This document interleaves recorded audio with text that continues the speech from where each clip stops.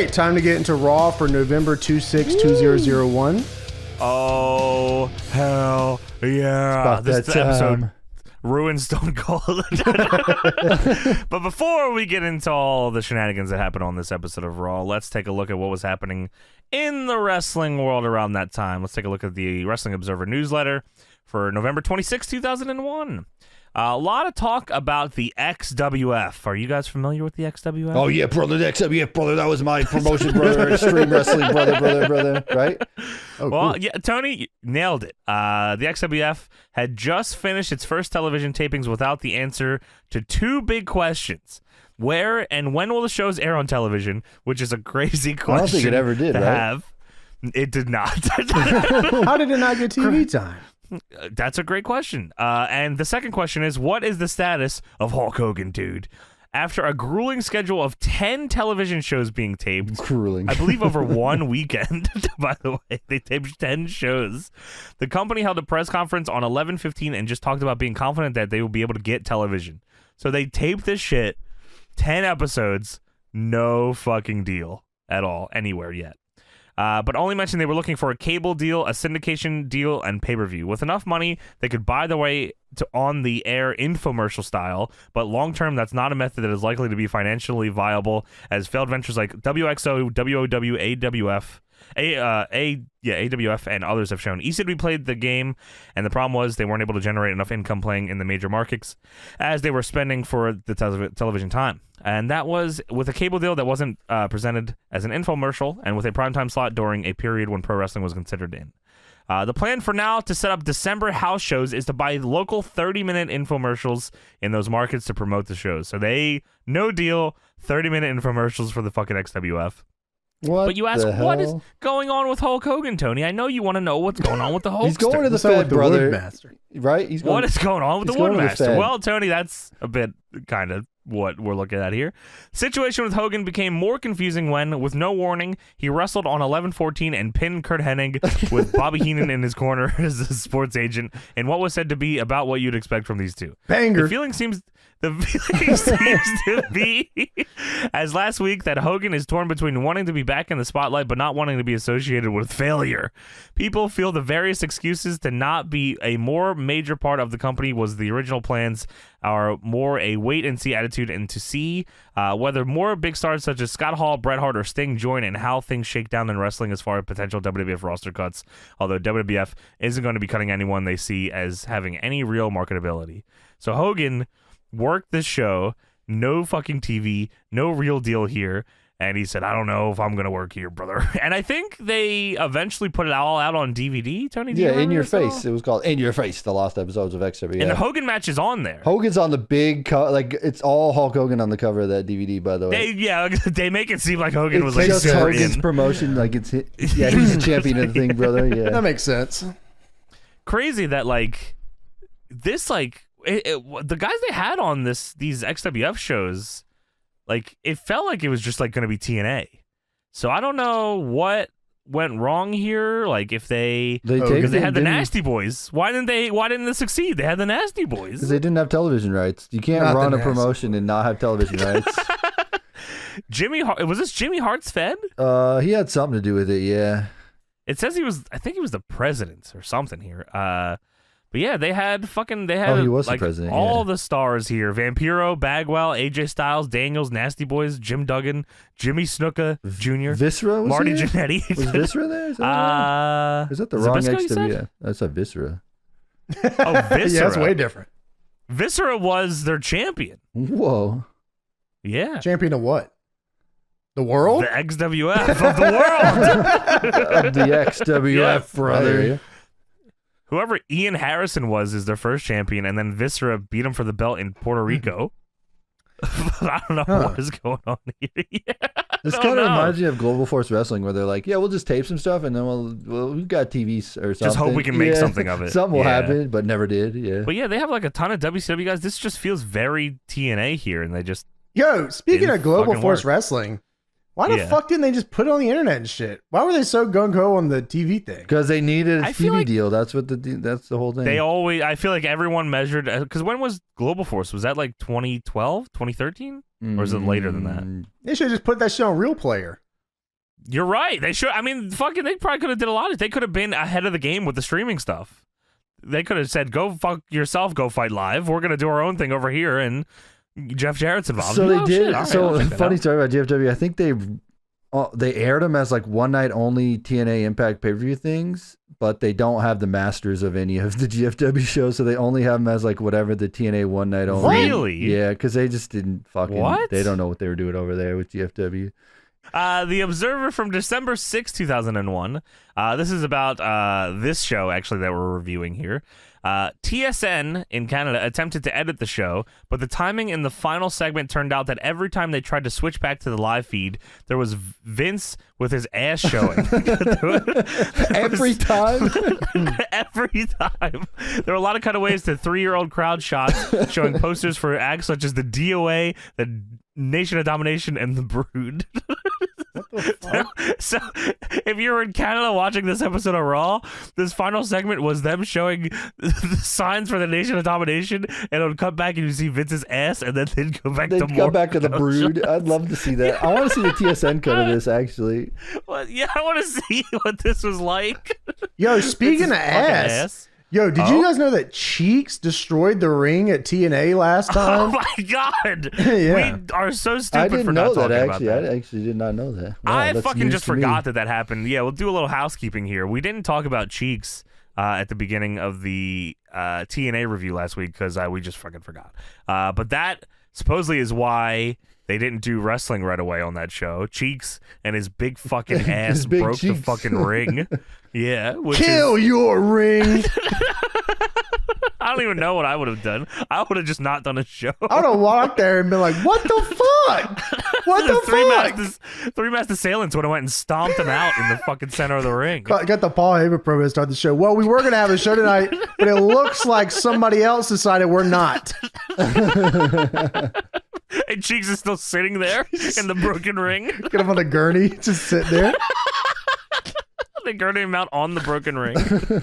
Currently on tour for Big Japan from CZ Dub are Nick Gage, Trent Acid, Justice Payne, Ruckus, Meltzer says, who, if you haven't seen him, has freaky agility for a guy his body type, which is exactly the same thing I told you, James, that got Ruckus, me. yeah. Yes, dude. Ruckus changed wrestling for me. That's how I Fat felt guy too, doing man. shooters off the apron. Well, they said on commentary every time he did so, he do the razzle dazzle. Look at this little fat fat boy. bastard. Look at this little fat boy doing his fucking flips. He's fat. John Zandig, Man Pondo, and Wife Beater. On the Big Japan December 2nd show. That is a hell of a lineup. Hell, that's all the stars. Yeah, for real. really. Like, Yeah, I know BJW was rocking probably. Which makes me wonder what the fuck the CZW show looked like that month. Because You're right. Maybe they just didn't even run. Rick effing Blade was making sure everything was good back home. Yeah, Mondo and Blade against the backseats is probably what it was. Oh no, backseats. Oh, yeah, Trent's no, just here. Trent was Cashmere's there. not here. Yeah, okay. On the Big Japan December 2nd show, Ryuji Yamakawa will return after being out for nearly a year with a fractured skull suffered from a sick bad bump, teaming with Kintaro Kanamura versus Men's Teo and Daisuke Sekimoto in a 10-minute exhibition as the doctors won't allow Yamakawa to do much. Sekimoto will also do a singles match with Shinjiro Otani. They recently had a very good match on 0-1 House Show during the tournament. This is all amazing to me. Yeah, wow, you cannot, if you work 11 minutes, you're done. It's all right. Well, 10-minute exhibition. I didn't know Daisuke was working in 01. I mean, to be fair, anything past anything in the 2000s, I think was like 7 years ago for some reason. That's fair. I hear 2001 was like 20-something years ago. I go, Daisuke debuted in 99. Well, and he's still rocking. He's still got a hell of a career. He wrestles ahead of him. every day. Yeah. He makes his Okabayashi like every other show. Yeah, fucking hell, man. 30-minute time limit draw. WWF finished number 4 on the Christmas list of warped toys with a Lita versus Bubba Ray Dudley pack. According to the warning issued, it states, quote unquote, male figure has tongue hanging out with his head between female action figure's legs, sexually suggesting. Actually, it's Lita doing a Hurricane Rana with Bubba having his tongue out as he does the what's up spot, although the tongue deal is sort of questionable in that position. That's awesome. Is that in the box? Yes. They post them like that in the box? They used to have they used to have these sets that were called, like, I think it was finishing moves. And like they would like look like they're in motion. That's not even his finishing move. No, Lita doing the Hurricane Rana. Lita doing the Rana to him, yes. Let me see if I can find this for you here. Oh, I do see the finishing moves thing. I see Kurt Angle doing the angle slam. Here's a picture of it. Oh, come on, man. That's her feet. There's a feet guy. There's just licking the toes. Is Yeah, that this Bubba Ray Dudley? feet guy here. All right, here we go. Wrestling Observer, December 10th, 2001 here. So there's a lot of talk here about what the plans are for the brand split and like how they're going to do stuff here. A lot of like talk about WCW being an actual show. I think we've talked about this before, but for those of you that may have missed it, I'll go over a little bit here again. The next idea, which is still the idea, as of this time, the idea is still to do this, was to give WCW the Raw slot and WWF the SmackDown slot, targeted for a late July split, with wrestlers from both quote-unquote companies working house shows for a few months before the WCW name would spin off on its own house show tour. Those plans were nixed when the reaction, when the WCW wrestlers and more, the brand, were put on the air to build the planned angle was so negative, and fans became vehement with the idea that Raw tickets were going to be for an inferior WCW brand. Which is fucking crazy. It was going to take all the promotion ability of the company to shine up a name they had taught the audience to hate for so many years. That is a pretty fair point. Yeah, that's true. Let's face it, promotions have done that forever in getting the most hated heels over as baby faces, but late July was clearly too quick for the audience, so plans were put on hold. With the new television angle of WWF versus McMahon children all led alliance dying, and this was solely due to bad booking and a lack of long-term planning, McMahon then decided to, as Linda said a few weeks ago, punt. They killed both the WCW and ECW brand names to end the Angle at Survivor Series, but they still had the idea of splitting up the companies as promised to stockholders and wrestlers as a way to generate more income, which is where we are now.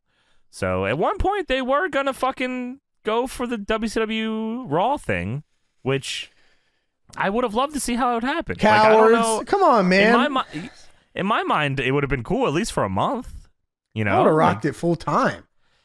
Yeah, I mean that's fucking sounds Yeah, fun as Buff hell. Bagwell, you know.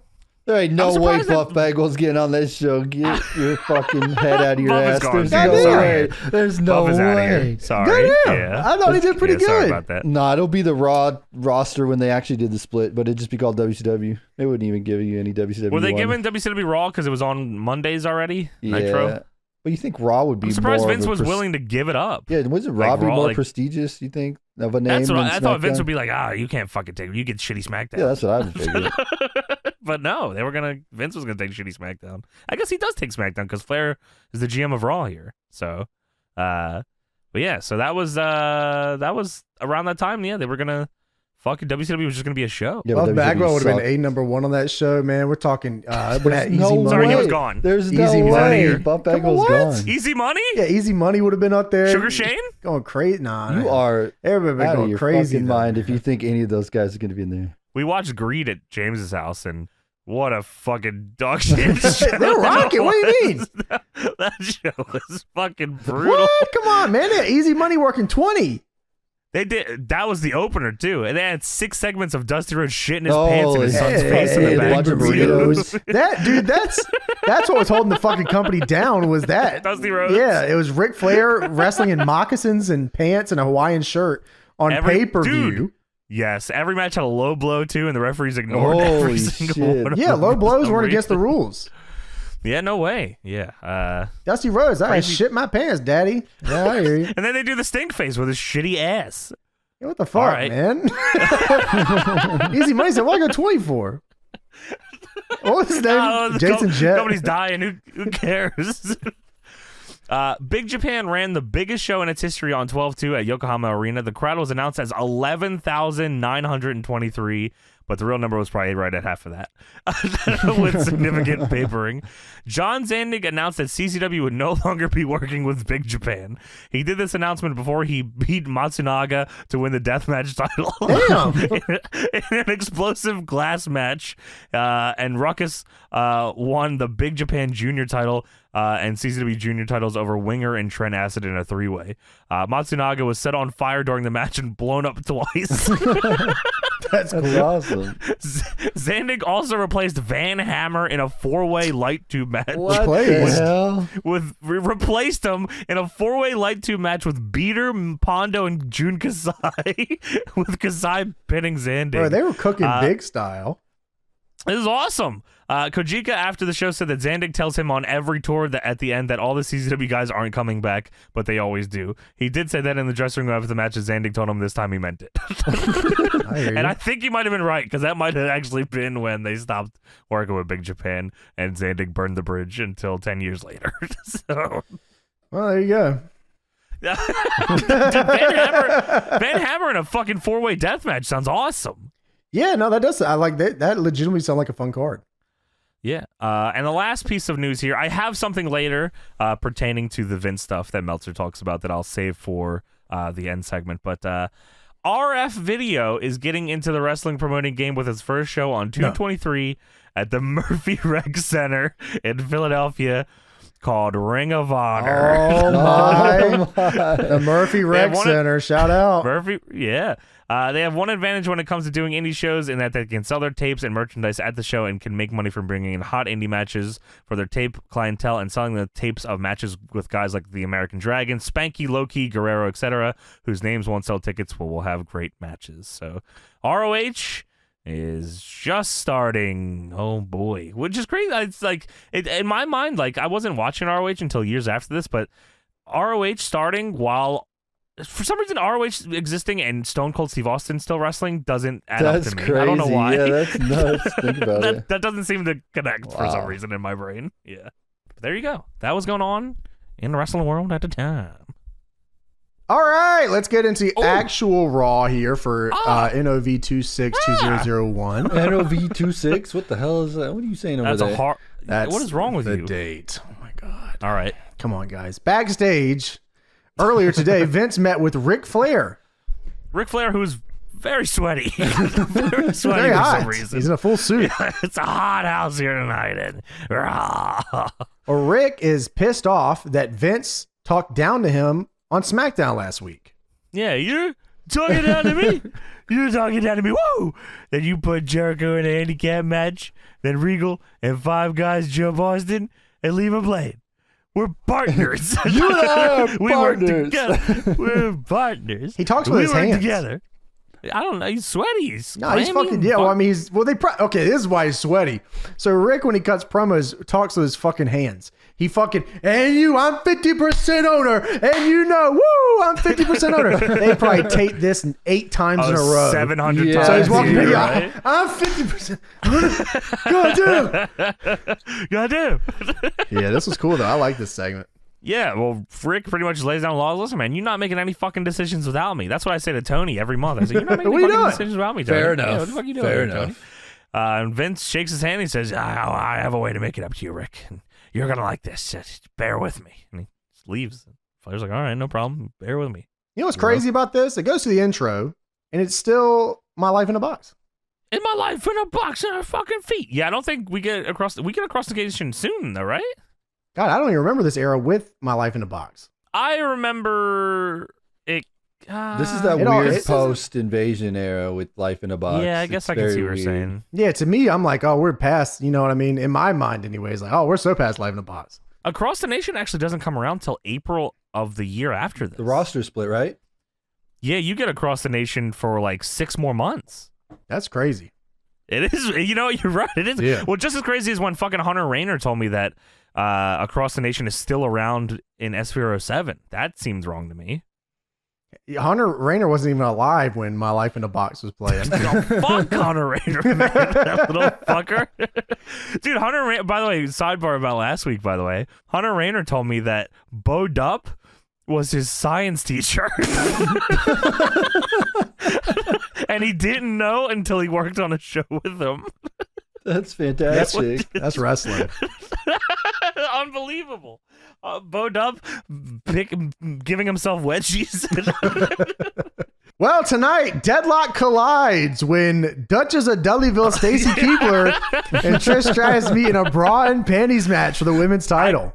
Dude, I couldn't believe it. I was like, holy fucking shit, here we go. This is the It's series. This is like the best of 7 series here, man. Best of 7, you get the gravy bowl They just had match. the gravy bowl match. Yeah, you got the bra and panties. You probably got a paddle on the pole coming up the week after this. Wait.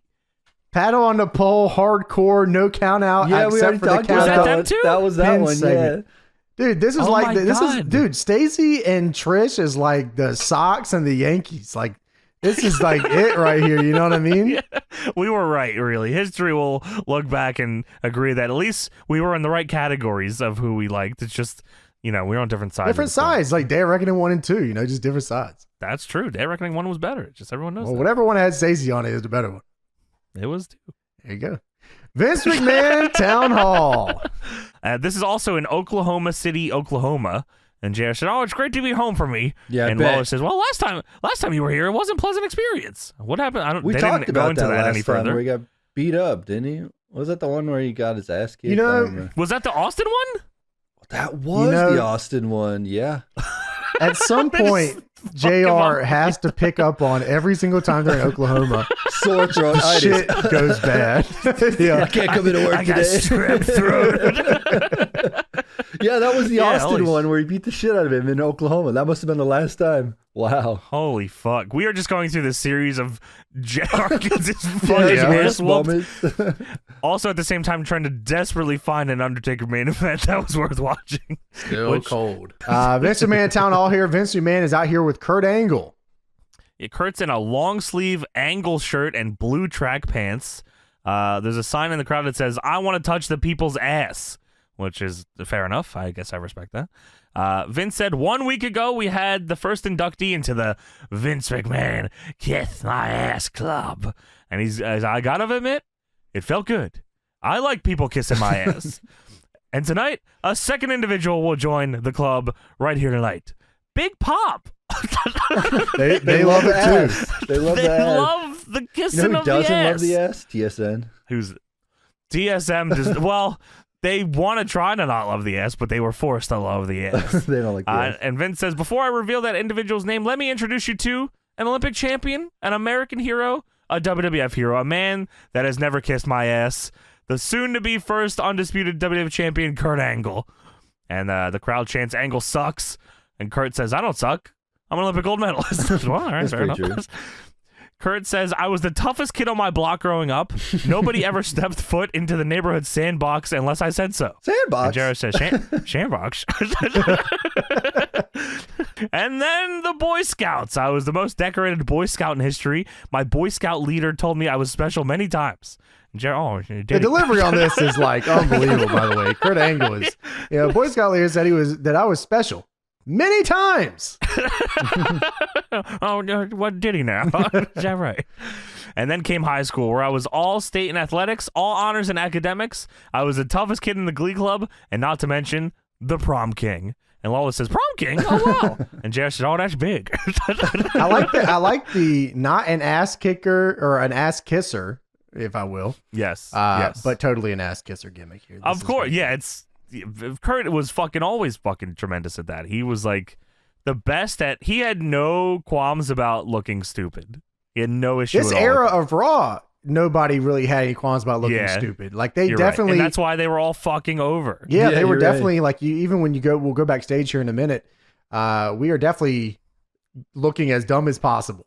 Yeah, you're right. You know what? You're right. Yeah, the whole show is surrounding 8 people that just do not mind looking dumb, except maybe The Rock. The Rock never looked dumb. The Rock went on a fucking tangent tonight. Yeah, we'll talk about that. He says, "When I beat Austin, and then I'll beat the winner of Jericho vs. Rock, I'll become the first ever undisputed champion." And it's true. It's damn true. And Vince, you're right. I'm not an ass kisser. By the way, how was your Thanksgiving? Vince said, "Oh, well, it was great. Thank you for asking." We have some Thanksgiving footage. They may have, some of you may not have seen this, a little incident that took place on Thanksgiving. And first it shows Monday, where Austin was beating the shit out of Kurt Angle, and then Vince tries to stop him, and then Austin fucks him up too and throws him out of the ring. And then on SmackDown, Austin hits Regal with a stunner and whooped his ass too until Test runs down. I said, "What?" I said, "What the fuck?" Dude, this And whole not only that, group. Test runs down, and I'm like, okay, Test is making a save here. Okay, that's fine. But then I see in the ring, the Dudleys and Christian are also jumping Austin. Test, the Dudleys, Christian, and William Regal are a squad here, stomping out Stone Cold Steve Austin on SmackDown. Dude, what the fuck? Stone Cold Steve Austin takes a 3D. A 3D and then gets put in the Regal stretch. Yeah, I have never seen footage. Why have I never seen this? Austin takes a 3D and then a Regal stretch?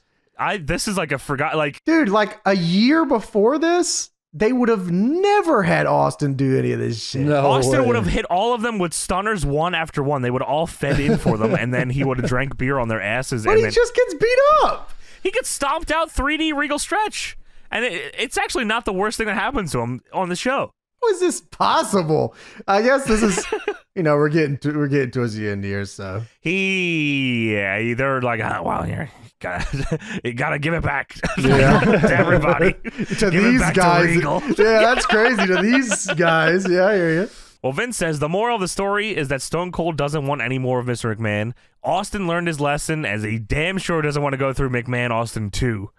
And therefore, I don't think it's too much to ask that if tonight, Mr. McMahon takes his jacket off, drops his trousers, he's very descriptive here, pulls my underwear down so you can see my magnificent keister, and Stone Cold come out and kiss my ass. And if he knows what's good for him, that's exactly what will happen to him here in Oklahoma City. So Austin is joining the Kiss My Ass Club tonight, and that is what they build for all night, is Austin is going to kiss Vince's ass. It somehow. All right, we'll get there. We go backstage. Test, the Dudleys, Christian, and William Regal are backstage, happy to hear about all this. Regal is like mocking getting on his knees and kissing Vince's ass. He just did it last week. You can't fucking clown the dude. He's cool with it. He's all right with it. He said, all right, I did that. Bubba smacking his own ass to imply that ass is involved here. And Regal says, don't think for 1 second, that Stone Cold forgot what we did on SmackDown. He's going to try to get us. And we got to fucking stick together tonight. And, if we go to the car park or the toilet, we got to stick together here.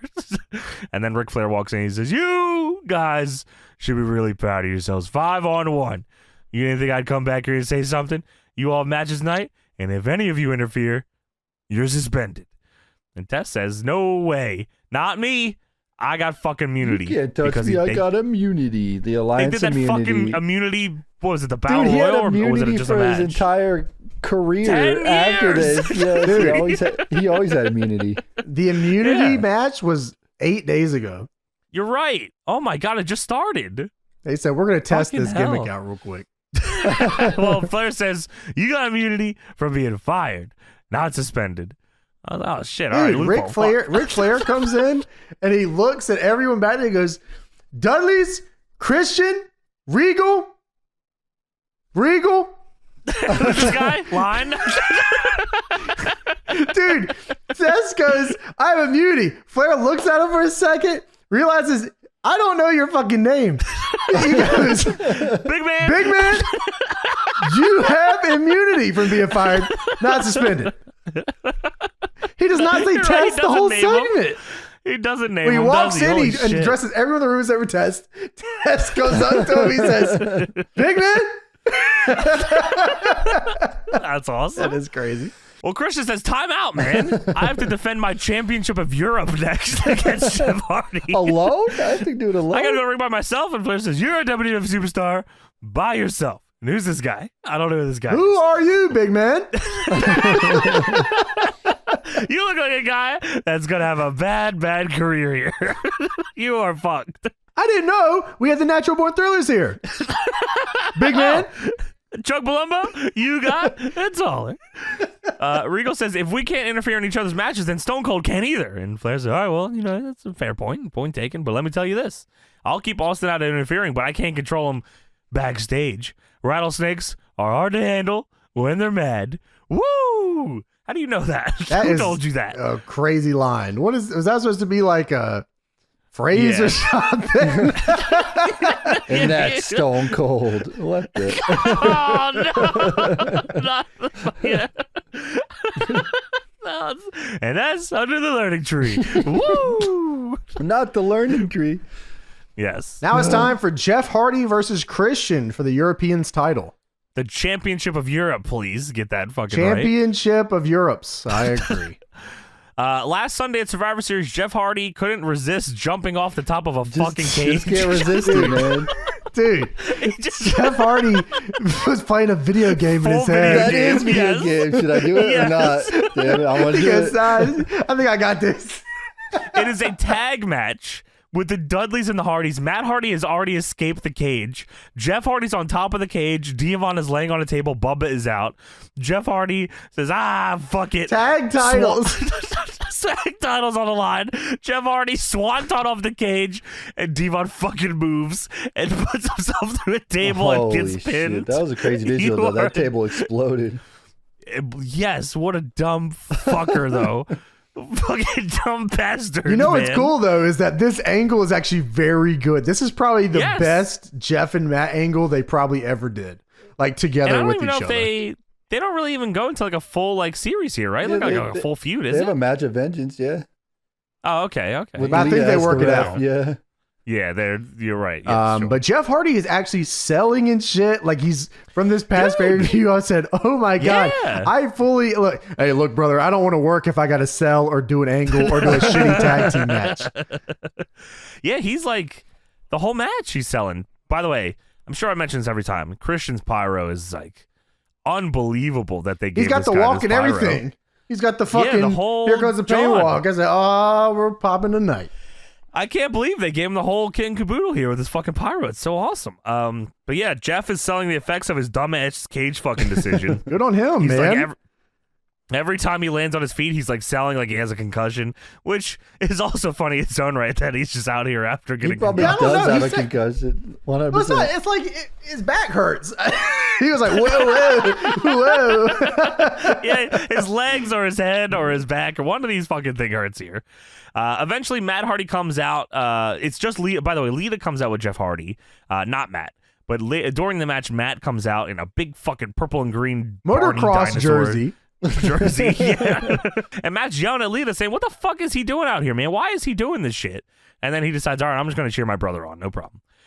So they're going back and forth. Jeff finally gets his hands on him, does his whole combo, does the Jeff Hardy leg. He goes for the leg drop your cock thing. I still don't know how that was legal. I guess it was to the stomach. Is that what it was? It's like the midsection. like a Manhattan drop. Well, for some reason, everyone sold their nut storing it, so I don't really know why that was allowed here. But he goes for it, but he sells his brain because his back hurts. So Of course. Christian hits him in the head. Christian goes for the unprettier. Jeff counters it into the twist of fate. And then Matt is flipping out. Matt turns in full gorilla on the outside. He's flipping out on the floor.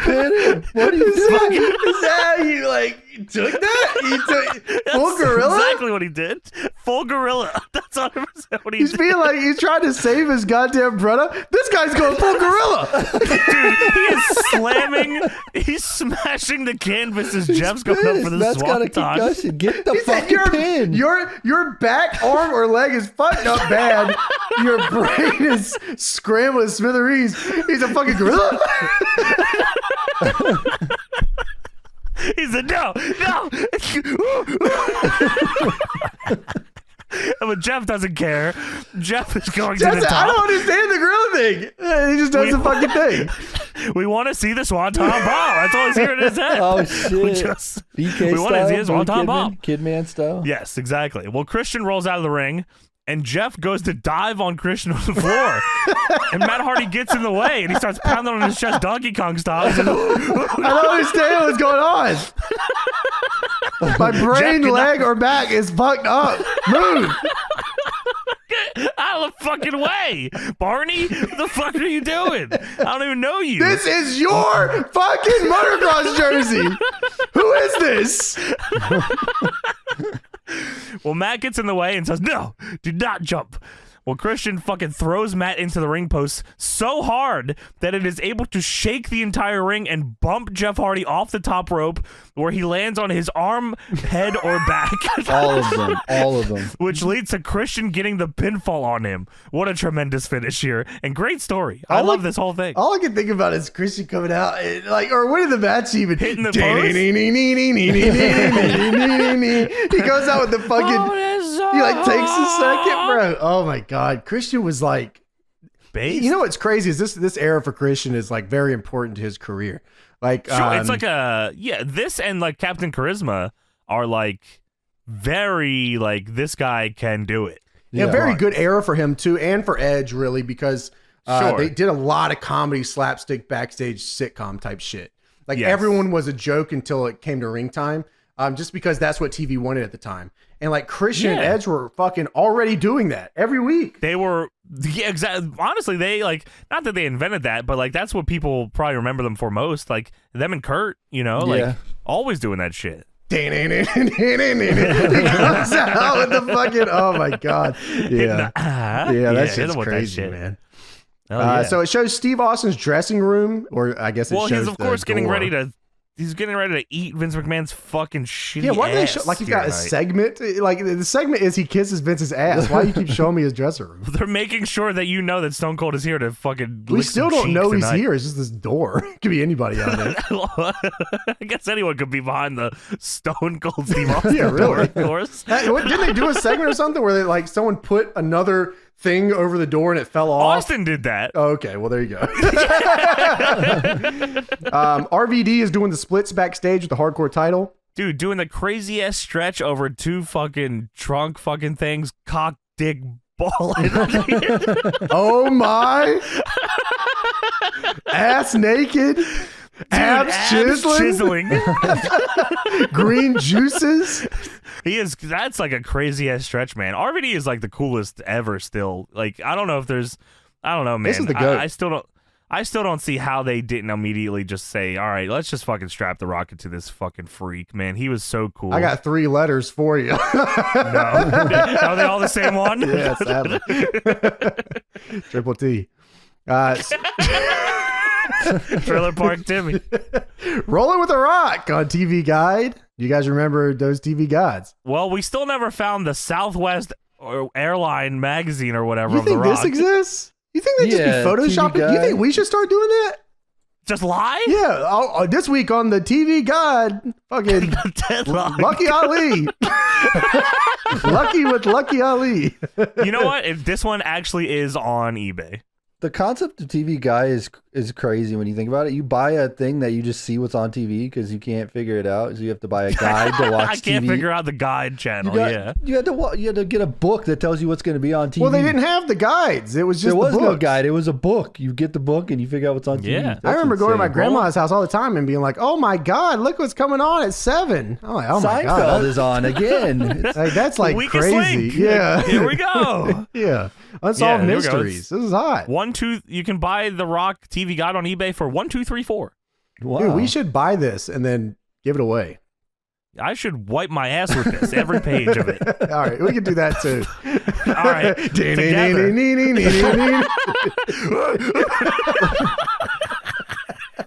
Going gorilla with Matt Hardy. Speaking of Matt Hardy. Speaking of that, Matt's back here, backstage. Going gorilla, that's his TV Guide Going cover. gorilla with Matt Hardy. And it shows Christian in the background. Dude, Hey, are you excited for Black Adam? I know you're a big fucking DC guy. Dude, I don't care.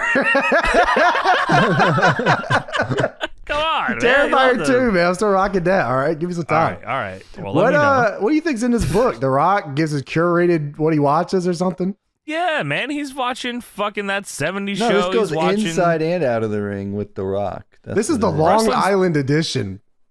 Wrestling's leading man is living large with WWF glory, Hollywood fame, the Scorpion King, and new fatherhood. All right. I hear you. Yeah. This is only that's the Long Island edition. You pay Is there other editions? $2 to get what's on TV for 7 days with The Rock. Why is he on the cover? Well, Don't The know. Rock says you should tune into Who's Gonna Be a Millionaire.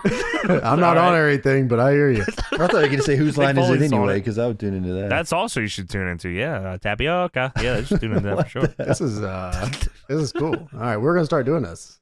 And if Buying anyone these ever or just lying nah, about just lying. these? If anyone ever questions, just tell them fuck off. Yeah, I guess. You don't even be watching guess- TV like that. Yeah, you don't even know what's on the guide, man. Guide yourself to a job. Yeah, Get the let fuck them away know, from me. bro. Let them fucking know, man. Oh, there he is. Backstage segment. Jeff Hardy is getting iced backstage with Lita and Matt. Well, that's not. Is that all right? Jeff is being iced by the doctor. Lita is there. Dr. And then Matt Lita comes and in, he Matt, dumbass. That was his Dr. name. Pepper. Dr. Pepper is here, icing him down, and Matt comes in. He says, "Ooh, ooh." Jeff said, my back. I don't and arm. understand, bro. I don't know what you're saying. Well, Matt says, how could you be so stupid? And Jeff says, stupid?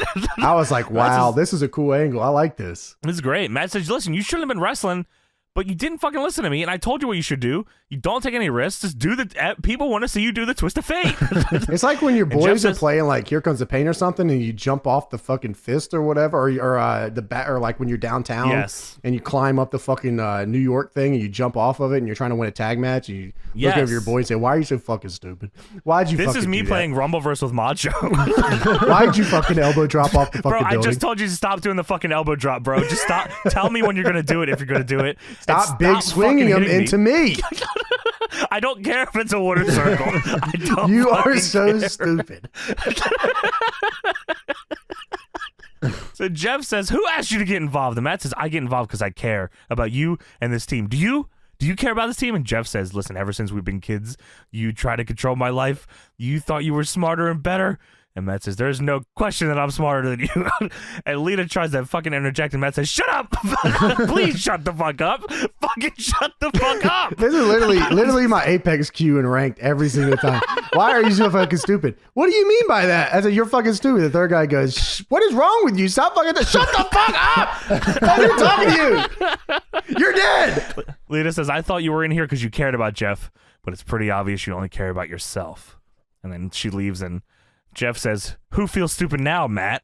And there's silence, and Matt says, Lita. I don't think he was answering the question, but that's how I took it. That's a really good angle.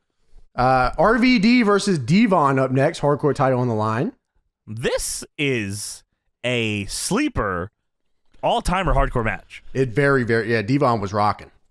This is maybe Devon Dudley's greatest match of all time. Oh, wow. This is Yeah, awesome. he's rocking. Yeah, this is very good. This is single fucking wise. awesome. Yeah, I hear you. Yeah. So last Monday, I don't know. Maybe somebody smarter can explain what I was looking at here on this recap. But in my eyes, there was a table set up in front of the turnbuckle, a table set up after that with Devon laying on it. There's a lot. They and like then cut between them.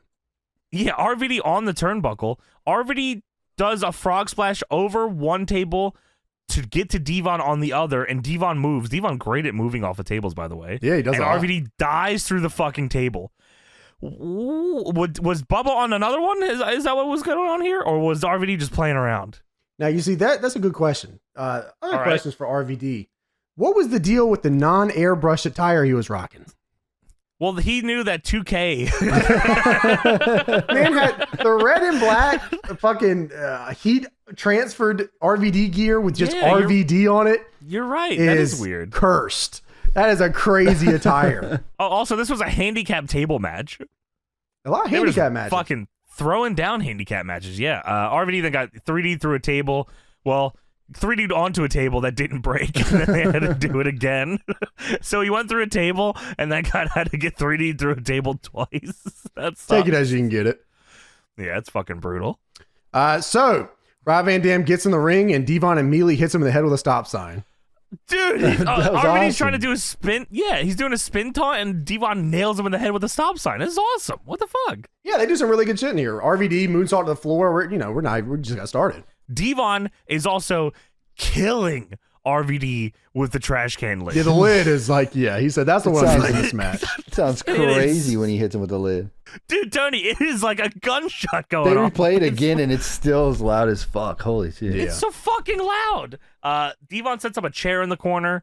RVD goes to do the gimmick where he like rolls over a chair to monkey flip you onto the chair. Yeah, love that move. But Devon moves out of the way, so RVD lands on the second rope. Then Devon does the greatest Devon neck breaker out of the corner onto a chair that I've ever seen. Like, this is like, if I was watching this match, I probably would have given Devon like the Intercontinental title or something. Like, he would have. This was such a great performance. Yeah, you're right. Give Devon the fucking hardcore title because this is awesome, man. Devon then does the get the tables taunt and then just pins RVD. I don't know what was going on there. JR called it a rain dance. I don't know what the fuck. This guy knew what was happening later tonight. He said, "I'm just rocking." I'm gonna have to fucking chug some fucking ball sacks tonight, or whatever. Here we go. I laughed for a good minute at what I was watching here. I had to pause it and go back. RVD goes to the top. Teddy Long is the referee here. Stands directly in front of Devon, looking up at RVD like threatened to like kill his family. He has the most perplexed look on his face, like he had never seen anyone go to the top rope in his life. He had no fucking clue what was going on. Yeah, dude, he was squinting at him like, what the fuck is this crazy white boy doing? What is he doing up there? What the fuck are you doing? You from the top rope? What could you be thinking? And then, shockingly, Devon shoves Teddy into the ropes and RVD gets crotched. Devon goes for a superplex. RVD blocks it, bumps Devon off perfectly onto the chair that he bumped him on earlier, and then hits the 5-star and gets the win. What a fucking sweet match. Pretty cool. Yeah, I like this match a lot, man. Devon was, you're right, that neck breaker he hit from the second was like unbelievable. Crazy. Yeah, RVD said, I'm going to jump as fucking far as I can, and you just take me there. And like, it all centered around the fucking chair in the middle, and like it was a good story. And yeah, they were rocking. This was awesome. They should have ran this back, or like did maybe like give already a tag partner and run these guys for tag belts. Like they probably do another handicap match. There you go. yeah, put them through 3 tables again. Yeah, RVD and Devon had some great chemistry here. This is fucking sweet. You should definitely check this match out. So we go backstage. The boys are backstage. I don't know what else you're gonna call them here. Regal, Bubba, Christian, Test, all angry. They're like back the Alliance there. or something, aren't they? I don't know. Seems like it. Yeah, but they're the Alliance, but they're all supposed to be fired. Yeah.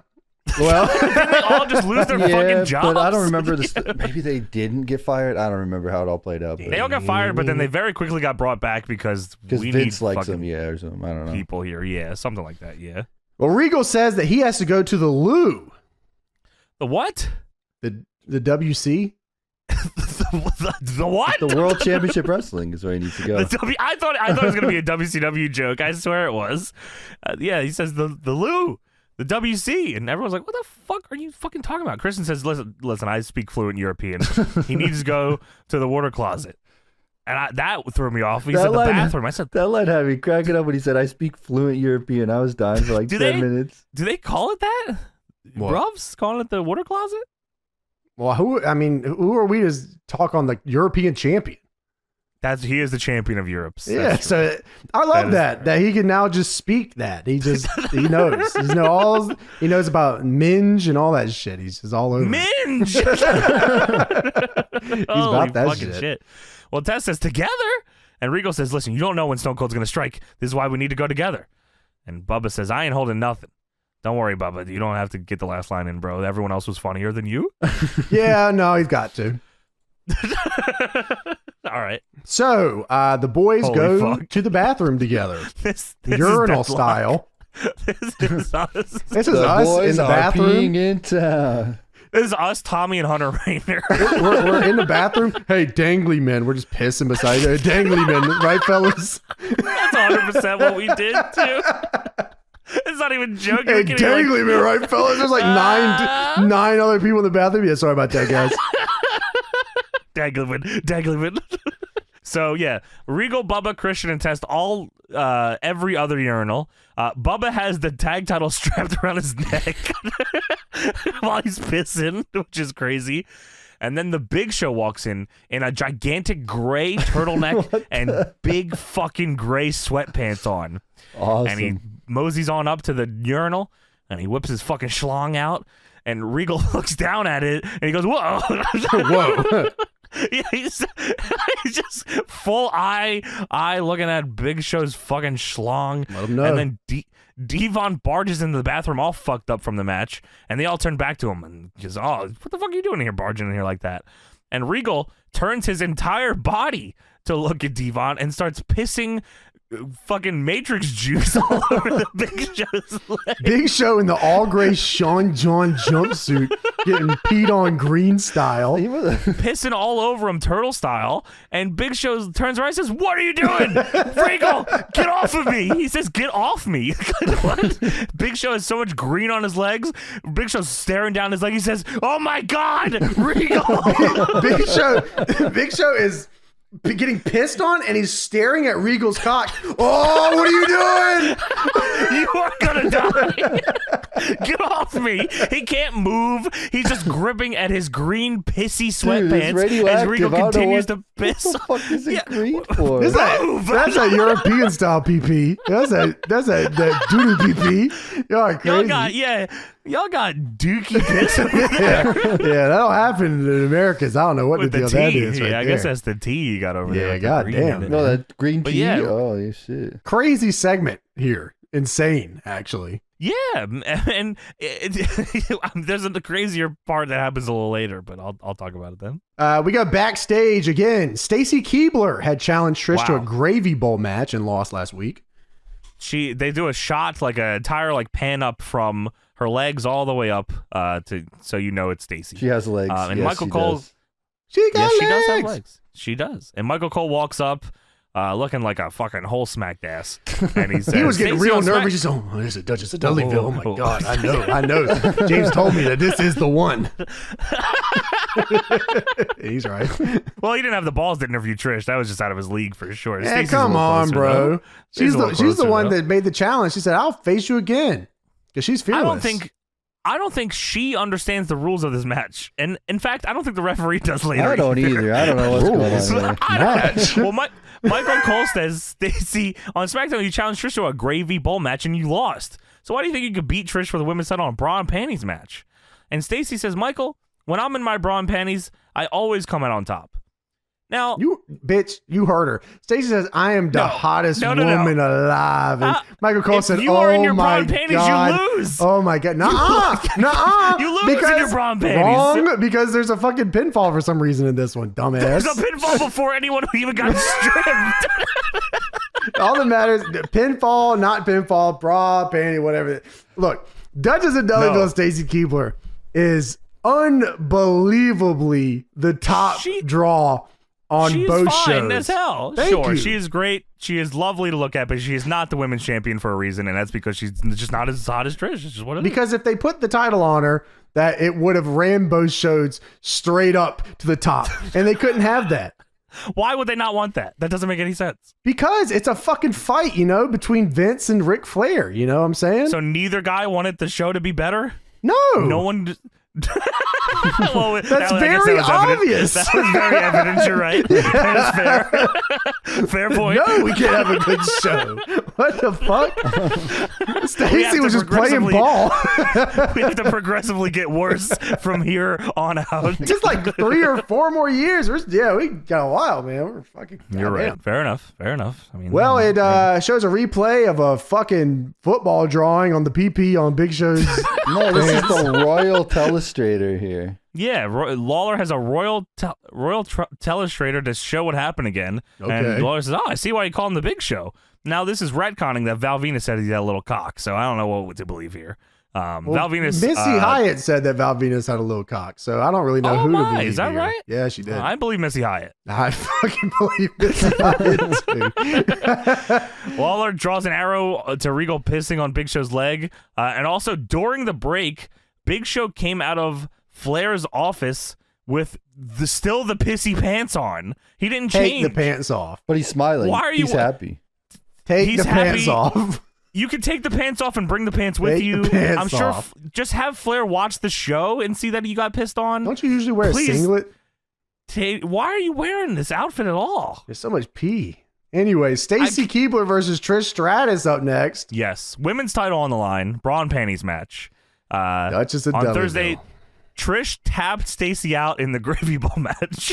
Trish did the Alabama Slam in the pool. That is awesome. Crazy, man. Did we review that show? We reviewed a gravy bowl match before, and then we went for like 20 minutes and talked about the pole, the paddle on a pole. The logistics hardcore. of the paddle on the pole need to be discussed, and so do the rules of a bra and panty match, because this is out of control here. We need some decorum. We need the rules to be followed here. I thought, from years of playing the video games as a little pervert, that bra and panties matches where you remove the tops and the bottoms, and the person that's in the bra and panties at the end is the loser. Tony. But Tony. things are being rewritten here. Johnny. No, talk to me. All right, Johnny. Johnny, I got talk to me. Look, Yes. me and Tony, we got to tell you, we All right. do not care.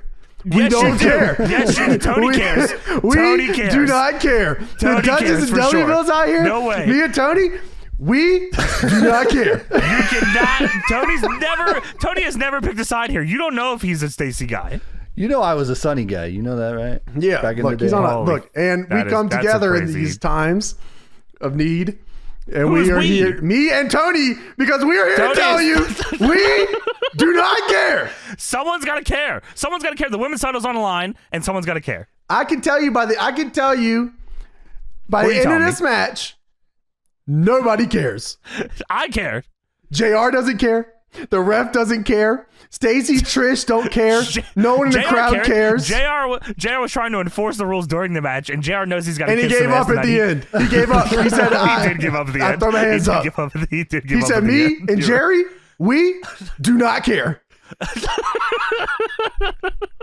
There's a sign in the crowd that says, Stacy, I drink gravy. Okay. Crazy match, by the way. It shows a replay of this match. And they're like trying to find something on the table to throw at each other. So they're just like randomly moving their hands on this table. And then we just move on. All right. Yeah, fuck that. Yeah. So I'm Trish. just looking at this. Hold on. Oh. There's at Invasion, right? They had a Okay. Braun Oh, you're going over the series. Braun Panties tag team match too. This was with Tori and Stacy against Lita and Trish. Yes. We also had Lita and Trish. Who won that? Trish and Lita won that one, of course. As they should. Trish Thank you. politicked a lot, huh? All the best wrestlers did. Politicked a little bit, huh? Just because Stacy was from WCW. Very easy to politic against the WCW. you're right. I'll take them. I'll take the victories. What else happened there, Tony? They don't have the complete history here, but after that, Fucking- we do get a bra and panties mud match with them two in After this? in August 19, 2002. Oh, a year later, they're rocking Trish and Stacy still? They're doing a bra and panties was- mud match. This is a lifelong And then feud. they this that is the was feud. actually October of 2002 when they did the paddle on a pole bra and panties match. So that was a Which we while. did see. Yes. Look, they can try to retcon it all they want to Trish and Lita. You can try. But the feud was You're right. always Trish and Stacy. The real ratings were Trish and It's Stacy. Trish and Stacy. I mean, you can try to I mean, retcon it all you want. You know, Lita and Trish had that one match where Lita fucking almost Sasha Banks herself off the fucking. That was crazy. But the match was always Stacy and Trish. They did a best of 45. You know what I mean? They Like, never stopped. yeah, like Really, what the brand split, the groundswell of the brand split was, we have to get these two ratings behemoths on these two different shows. That's carrying the the only way show on their they back. have to. They carried the WWE into the future. That was the only good parts of the show. They fucked everything up around them. Stacy doesn't even interact with the Dudley boys, and she's still the Duchess of Dudleyville in this episode.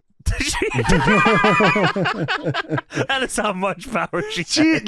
they said you are staying the Duchess of Dudleyville. This is awesome. You have to stay like this. That's true. So Trish starts to tear Stacy's pants off, but Stacy gets up and shoots on her, and then does the lariat. Yeah, she's the Stacey best. also hair whips her. Trish rolls her up And the ref immediately starts counting because the referee knows that Trish needs to win this match by all means. So he's Pinfall. just gonna Yeah, of course. Pinfall. they're fully clothed. Both of them.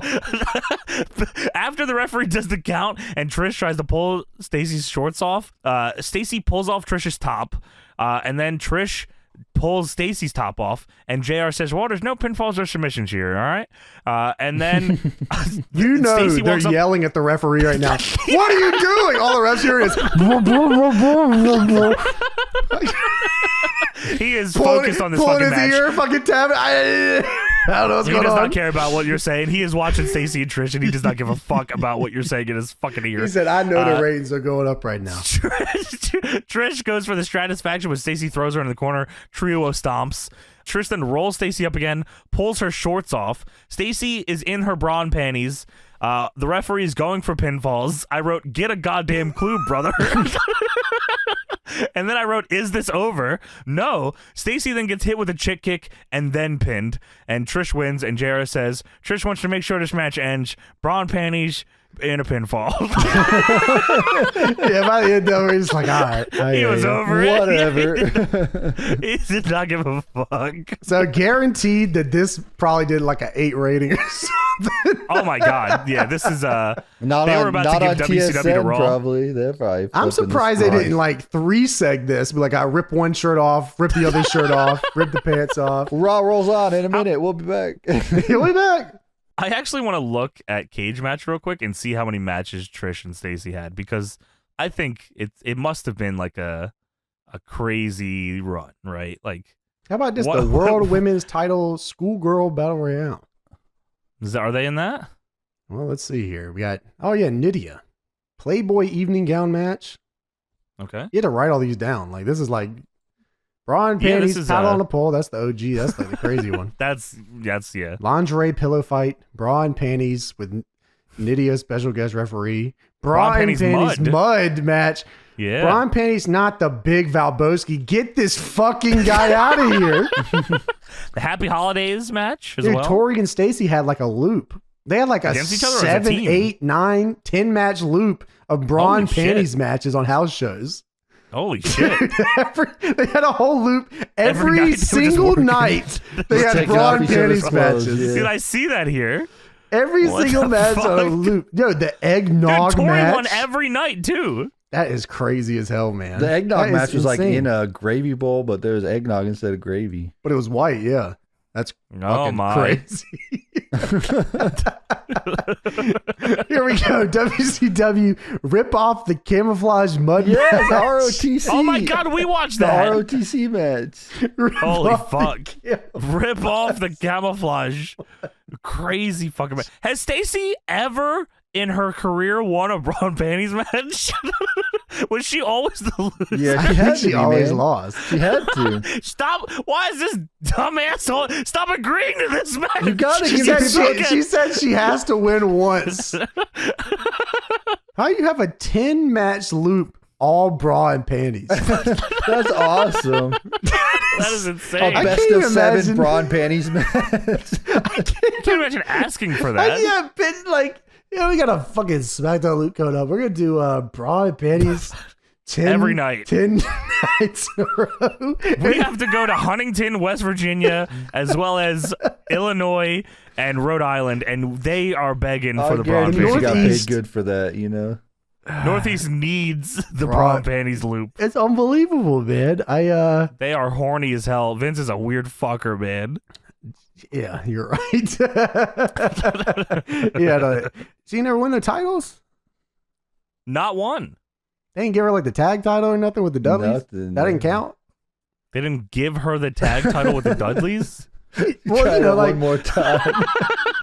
Like free. yeah, Freebird it. I don't think so. I count that personally. You count that to Stacy? Well, in 2K22, she's like the world's mega champion. Of my game. So She was She was Nectar Girl Sky, you know. She was that. Stacey Keebler in my game is the Duchess of Dudleyville, and the Dudleys aren't even there, and like there's no Dudleys on the She's just the She rules Dudleyville. It's like the One Warrior Nation. Duchess of Dudleyville. Dudleyville, population of one. Trish is the disciple in my game of Dudleyville.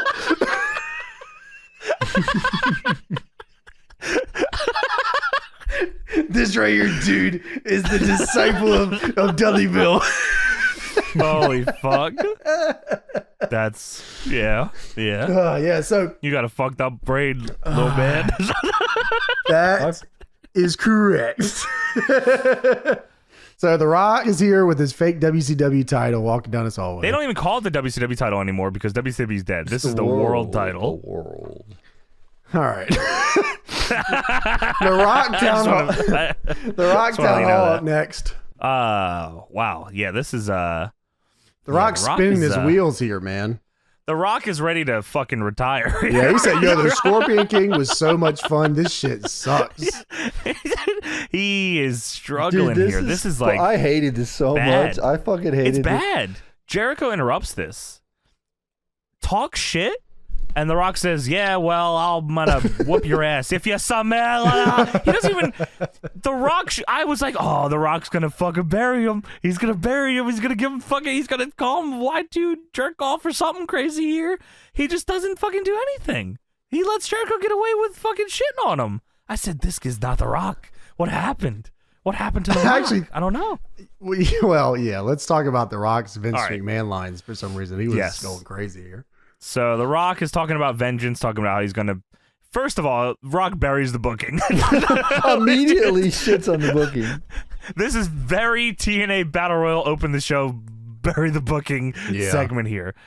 The Rock says in 2 weeks of vengeance, history will be made. There'll be one undisputed champion. Last The Rock checked, there are 2 champions, Stone Cold and The Rock. Now The Rock never claimed to be a genius, but if you have 2 champions and you want to have 1 champion, would it not make sense to have the 2 champions face each other? And I'm like, you know what? That's so Vince is fucking probably back there. fantastic Shut the fuck point. up. What are you doing? Yeah, God damn it. I'm gonna, JR, you're gonna get it. You're gonna die.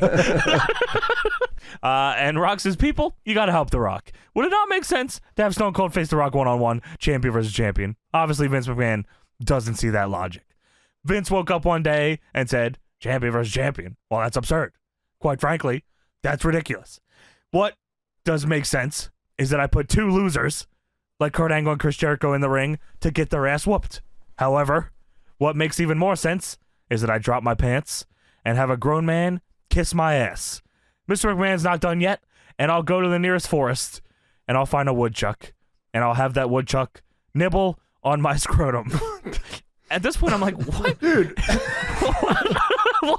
What is going on here? I also wrote down The Rock in The Rock voice. He's very The Rock voice here. I don't know what it is. He's It's not. extra. He's like trying to be Vince, but It's he's just extra doing The Rock here. voice. Yeah, extra Rock voice. Yeah, the woodchuck nibble on my scrotum. I said, all right, that's all right, true.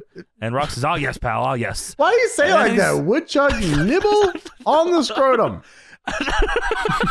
What the fuck? I'm not sure. Mr. McMahon's not done yet, people. And then I'll find the nearest forest here, and I'll find a deer. And I'll have that deer stick his antlers up my $1 billion anus. And then he starts like extending his hand out to shake the deer's hand. He says, oh, Mr. Deer, nice to meet you. Go ahead, Mr. Deer. Vince McMahon has done this before. Woo-hoo-hoo, now we're talking deer. Dude, nice to meet you, Mr. Deer. Very good, very good. Shut your mouth, Vince McMahon, you antler-loving asshole.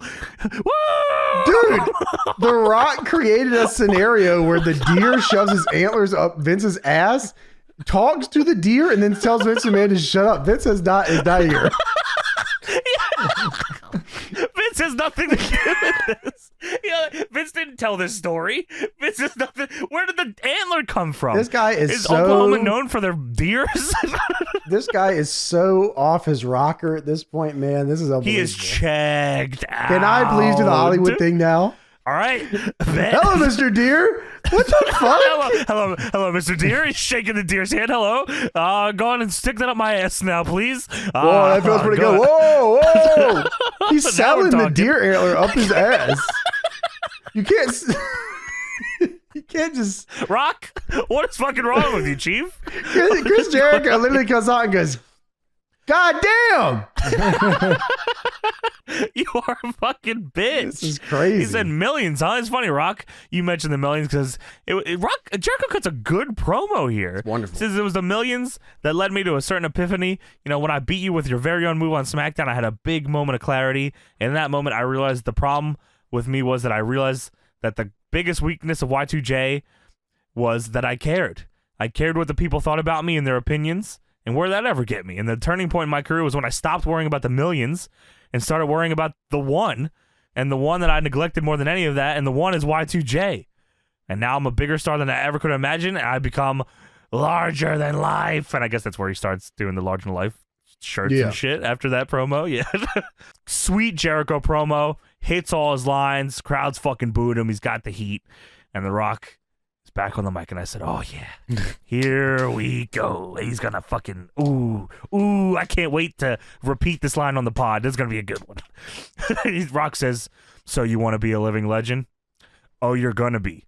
Because at Vengeance, these people, the former Jerichoholics, will witness The Rock whoop your ass. And The Rock's going to whoop your ass tonight. And he won't stop until Vengeance. And since you interrupted The Rock, you straight punk bitch, this one is for you. If you smell what The Rock is cooking. bro. Oh my God. The Rock got one up by Chris Jericho. The Rock said, "Since you interrupted The Rock tonight, you straight punk bitch. This one time is for you." I said, "Oh my God, Chris Jericho got him. I can't believe it." Dude, when he said this one time is for you, I was like, oh, he's going to fucking ooh. And he said, if you smell, I said, no, it can't be over. Jericho got him. Over. That's why they gave him the undisputed title. They said, "You got him. You're the first person to ever get him." You're right. This Vince, is crazy. Yeah, good job, kid. Give him all the fucking belts. Dude, I would not be surprised if that moment is where he decided to give Jericho the belts. I would not be surprised at all. Great promo. He said, "I had a good time. Had a good time entertaining the people. And it helped me at all. And now I'm going to beat you because I don't care about these people." And Yeah, fucking, I care about he one. ends up winning the title. This is like a shell of The Rock. And actually, double down on it later why Jericho wins the fucking belt, because they don't give a goddamn about Stone Cold either. Yeah, they're like, okay, Jericho's time. Yeah, let the boys whoop Austin's ass, and The Rock can't fucking hang with Jericho on the mic. What the fuck else are we gonna do? And when I was young, this was my guy. Chris Jericho double belted out with the spin.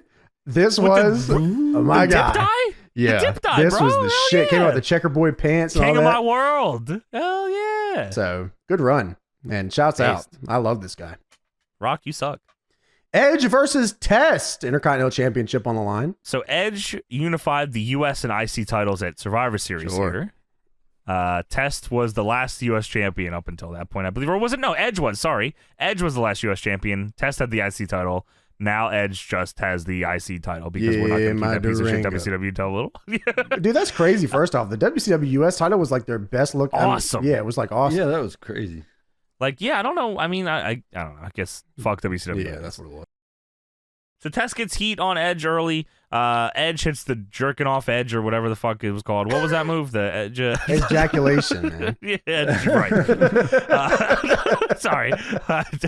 Access to self-sex. Yeah, is a understand. little low here these Am days. I Durango? Test tries to pin him blatantly with the fucking feet on the ropes.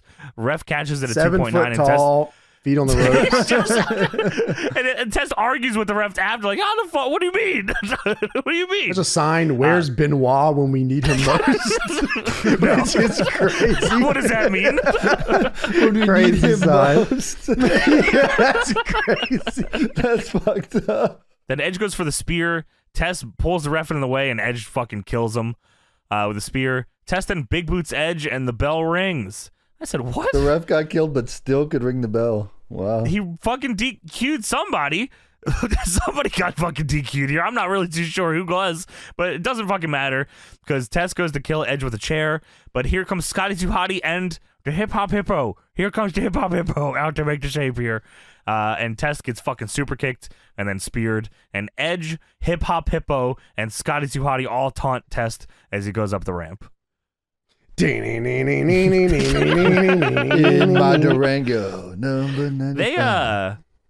They never even get close to having Test be meaningful at all on these shows, do they? Yeah, but he's got immunity, so he can lose forever. You know? Yeah, what I I'll mean? take this. That's better than nothing. Well, is it? Yeah. I mean, this angle is kind of fun, and they're having fun with it. So It's just like but like Test was good. That's what I mean. Like Test was good. well, yeah. Like, Well, he had a good match here. You know, he had a spot on the card. Hey, they already tried that. They went past it with Hunter, and now they moved on from Test. The Test experience. Tried is is over. a I mean, sometimes heavy exaggeration. sometimes you just have a run, and then like Sure. You know, you just have a everyone can't be a spot. main event. Test just didn't have it. You know, Triple H did, but Test just didn't. You know what I mean? listen here, You're dude. you're a piece of shit. I'm just telling you what history tells me. Okay. He's telling you what the winners write lines in the history. book say. Yeah. Tony is WWE pilled out of his Also, mind. WCW always sucked. It was never good. And Sean was better. He was for sure. Backstage segment. Vince with Kurt Angle. Kurt says, "Listen, man, you got bigger things to think about. Like, which cheek are you going to have Stone Cold kiss?" And Vince's like, "Ah, ha, ha. I haven't decided." They have a full discussion about this. I'm not sure it's going to be the right cheek or the left cheek, or I'm just going to wait for him to pucker up and then back it up on him when he's not expecting it. What? I don't even know what they're talking about. You're fucking going to just make Austin eat your ass? Is this what you're saying? Stone Cold? It's ass Steve eating Austin? season, Johnny. This is like genuine, like, I guess so, Tony. This is genuine, like, no qualms, no questions. Stone Cold is guaranteed to be kissing Vince's ass He's gonna tonight. eat it. He's gonna wait for it. Then he's gonna back it up at his face. Like, why is Vince so sure? Well, he books the shows. I guess you're right. Yeah, I guess so.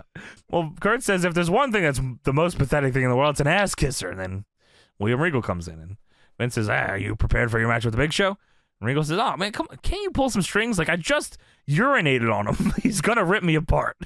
Urinated on him, and Vince says, "Oh, I got a partner now, and I can't pull some strings, but I can." And he hands off something to him, which I presumed was brass knuckles, and then he whispers something to him, and Regal leaves. He's real happy, and Kurt says, "Yeah, well, don't kiss any ass, Regal." And Vince says, "Ooh, all right." Kurt, corpse, you love that line. That was all. That reminded me of like Clerks. Don't kiss any ass on the way to the parking lot. Yeah, it's tremendous. Raw is brought to you by Foot Locker. Smell defeat. Yes. JVC. Oh, you smell the feet, and you can win a chance to hang out with a WWF superstar, of course. Who do you think it was? Test. The Big Yeah, Show probably with Test. piss on him, probably. Al Snow. Win the Big Show's Pissy Pants. Smell the piss. JVC Gigatube. Get the tube. Yeah. Get tubed. Snickers Cruncher. Ah, you want Put one of them in those? your ass. I don't think. Wait, that's not. That wasn't right. I thought you told me it was you put them in your ass. Someone else said that. Oh, my bad. Was it some different Sorry about show? that. Oh, it must have been the legal representative of Snickers Cruncher. that told me that. They also showed another shot of Stone Cold's locker room, by the way. And JR says, "Will he join Mr. McMahon's Kiss My Ass Club? We'll find out here tonight." JR, you also believe this? You are believing this, huh? Yeah, I don't You're know. all The way they convinced? look at Steve Austin is so different here. Yeah, crazy. They don't give a fuck about Stone Cold. Yeah. He got his ass whooped and fucked in the ass on SmackDown, and now he's going to lick Mr. McMahon's butthole on this show. Cool. All right. William Cool, Regal. Yeah, I guess so. William Regal versus Big Show's up next. Big Show, of course, not happy because he was pee-peed on. He got green urinated on, big style, by William Regal and his little pecker. So Big Show charges down in the ring all pissed off. Regal gloms him off the apron. Big Show shrugs it off and presses him back into the ring. Eventually, Booker T, who was recently fired because WCW lost at Survivor Series, and they lost the war, all the wars, right, Tony? Every war, all of them. That's Just crazy. making sure. 83 weeks of bullshit. And Booker T jumps the barricade, gets on the apron. Big Show pulls him into the ring. The ref is now distracted by the man that Big Show pulled into the ring. So much so that Regal punches Big Show with the brass knuckles. Big Show is out. Booker gets chased out by every security guard. And then Regal gets the win. Is this the first was time like- he uses it? I don't know. feel like this might be the first time. Because they didn't even call it the power of the punch. No, they maybe didn't. it You was. just said brass knucks. Yeah, I guess knucks. so. They call Which them would be knucks the whole time. That's a pretty cool way to introduce it. Yeah, Vince gives it to him, and then he just uses it. Yeah, And he wins. I guess I never, Big Show I never got thought of that, man. Look, Big Show got pissed on and got beat. And knocked out. Yeah, I mean that's one way to start building somebody, I guess. Regal in a week's time got to put Steve Austin in the Regal stretch and got to piss on Big Show and got to knock him out with his new gimmick that gets him very over. Yeah, Regal is a good hand here. Backstage, of course, we have Undertaker meeting up with Vince McMahon. Yes, so Vince is backstage and Taker walks in. Big pop for the American Badass. This is not Ministry Taker, so we're safe. We're good. We're safe for now. For now, yeah. We're safe for now, but this is an interesting back and forth here. So Taker says, since when do you send for me? And Vince says, would you all the time. All the fucking time. We were literally in the same team with each other. Do you remember this? The corporate ministry. No, we forgot about this. This is American Badass. That was a different guy. Yeah. Vince says, did you have a good Thanksgiving? And Taker says, like you give a damn. And Vince says, I do care. He was real stern. I do care. He says, I put you in the main event against my so-called boy, Kurt Angle, on SmackDown. And when I came down to the ring with that chair, you know what I was going to do? If you didn't let go of Kurt Angle, I was going to knock the hell out of you. Taker says, is that right? And Vince says, because I care. You see, I've been caring for 11 long years. And Taker says, you got a funny way of showing it. Vince says, maybe I do. It felt like Taker was like supposed to just kind of like be here, but he had to like insist on fucking responding to every single thing Vince said for some reason. He just had to get a little line, and I don't know why. It like because Vince he has to make sure you know that he is the big man on campus. I guess so. I actually like this, weirdly enough. I actually thought I didn't mind it. It just felt, it was like throwing me off because it's not like what Vince usually does here. Vince says, you were looking for that little respect, and that's what I've been giving you for 11 long years, and I didn't have to look behind me to know you were there. I took it for granted in a roundabout way, dead man. That's the ultimate way to respect somebody. You were right there. I could count on you. And you think about that. What? Well, I think think about that. I think he just gaslights him, right? Because he turns on him.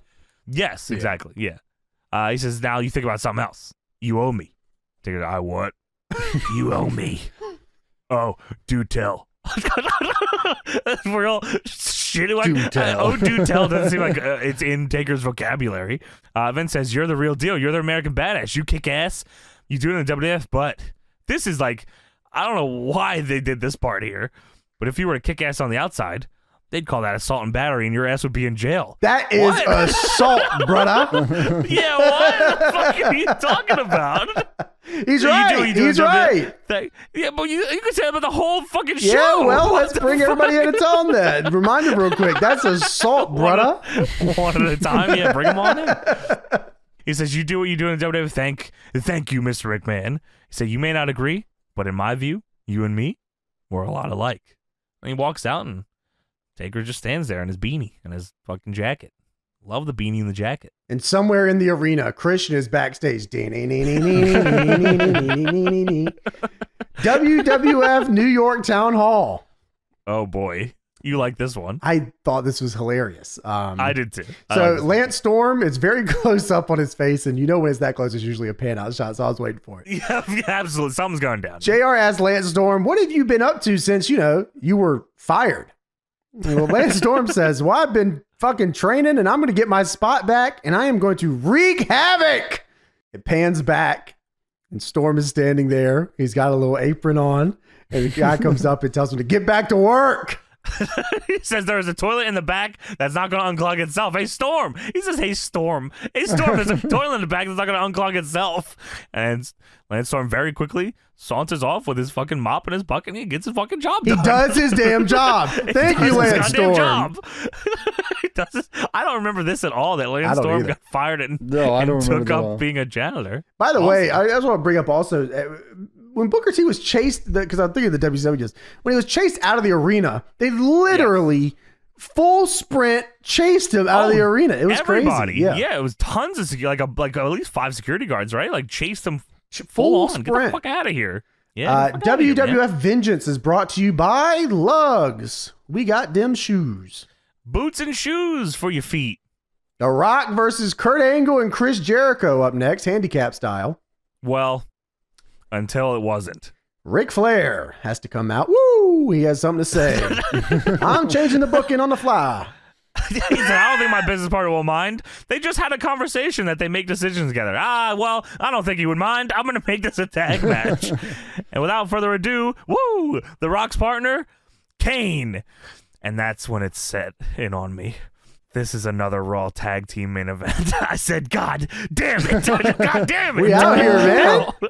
Yo, God fucking damn it. I was cracking up as I watched Kane sit on the apron begging for a hot tag. He's like doing the hand thing like in the games, like waiting for the tag. He wants to clap. He wants to clap. Yeah, slap so the top bad. turnbuckle. Yeah, it's like, he wants to be just fired up baby face here in the Dude, corner. I'm thinking about it now. I don't know if I see that many indie guys doing that. I don't think I see that many indie guys going No, like stomp the slapping apron. the fucking getting ready for the hot tag or anything. I don't know if not really. That's weird that I don't see that very often. That's like a lost thing. People, I think it got to the point where people like made fun of it, so everyone stopped doing it. But They did it probably because it's it time to works. bring that back around. It They worked. definitely need to do it. Definitely need to bring that back. Well, Kane gets the hot tag, comes in with the 2K comeback. Dude, I wrote the same fucking thing. I said Kane gets tagged in and 2K come back to Kurt. This guy is a jabroni. What's happening right now? It's the whole dude. It's every fucking Raw tag, and all the Raw tags have the Rock and fucking Kane in them, man. It's they get heat on the Rock, and then they get heat on Kane. They should have Christian come out. Fucking time, man. God damn it. So, and it's dude, the same shit. They get heat on Kane. They get heat on Kane. That's crazy. They get heat on Kane. The Rock's back in. Jericho takes a rock punch in the corner and literally flies out of the ring. It was awesome. Yes. Jericho is working, by the way. Yeah, he is. Kane, while I don't even know, because they pan out for this, so I don't know how long he was up there for. Rock has Jericho on the sharpshooter. Kurt makes a save, and then immediately Kane jumps off the top for the big clothesline. Was he just sitting up there the whole time? Yeah, probably. Kane fights Kurt on the outside. Jericho goes for the rock bottom on the Rock. Rock counters. Kick to the gut. DDT. 1, 2, 3. On Jericho. What the fuck? Earl What the definitely fuck? said, "You fellas gotta take it home." Hey, we need 30. We need 30 for the main event part. We need 30 for the town hall. He said, The Rock right. went to the back and he said, if this jabroni's beating me for the belt, I'm beating him with a DDT on Raw. DDT. Yes. Not only DDT, James. Rock hits the pose with the belt, leaves, comes back, hits the Rock bottom on Jericho. Holy shit. Leaves, comes back, goes to hit Jericho with a fucking chair, and Kurt has to save Jericho. What the fuck? Dude. Like, okay, DDT's fine if we've established, you know what I mean? The DDT for The Rock is a shitty fucking shit move. It's a DDT, that a kip up, and then he does another move. No, he didn't DDT, and I win. DDT is like his double down spot. Like, Yes, that's crazy, man. Jericho, the It's guy who's about to be unfucked. the undisputed champion. That's crazy. Backstage, Vince is talking with the boys about Flair changing the match right then. He's holding court with Christian, Regal, Dudley's test. He says, all right, well, Flair made it a tag match as opposed to a handicap match, but we will get the last laugh. This is Vince's stable here. I don't know how long this lasts, but this is like a fucking ridiculous group here. He said, there isn't a damn thing Flair can do about Stone Cold kissing my ass tonight. Okay. And Regal says, oh, you gave me a gift before, and I'd like to return it. This is for you. I thought he was going to give him the Nux back. But Regal gives him the chapstick that Vince gave him to kiss his ass, which is gnarly as hell. And Vince says, it's time for Stone Cold to do some ass kissing, boys. Make sure you got my back. Not that I'm going to need it, but you got my back, right? And they say, yeah, for sure. And Vince says, and Austin's going to have my back. And then they cut to a shot of Austin's locker room, and Austin has pounded like 20 fucking Steve Weisers. They're everywhere. He is. Yeah, he is. He is fucking slamming these Never sons heard of of a bitches, trash man. can either. Just throws them on the ground No all over way. the fucking place. This is all over the fucking town. Yeah, Jesus Dude, Christ. there is a half hour left in this show. I couldn't believe it. I looked at the match. I was like, oh, is there not another match? Do they make like another match here? They don't. That's fucking crazy. I was like, there's no way. But Steve Austin plays along for a long time. Dude, it's like almost like a career killer. Like how far they get here. Not with only this shit. far, but then what happens afterwards too. So the Vince McMahon kiss my ass town hall here. And Vince says, in just a moment, Mr. McMahon, he's talking about himself. In just a moment, Mr. McMahon is going to drop his trowel. I'm going to take off my jacket. All right. I'm going to pull down my underwear.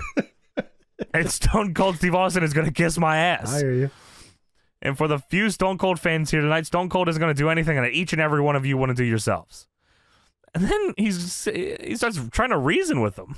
He's oh, come on. Come on. Hey, come on. You kiss your boss's ass. Don't tell me you don't. When each and every one of you look in the mirror, you see genuine ass kissers.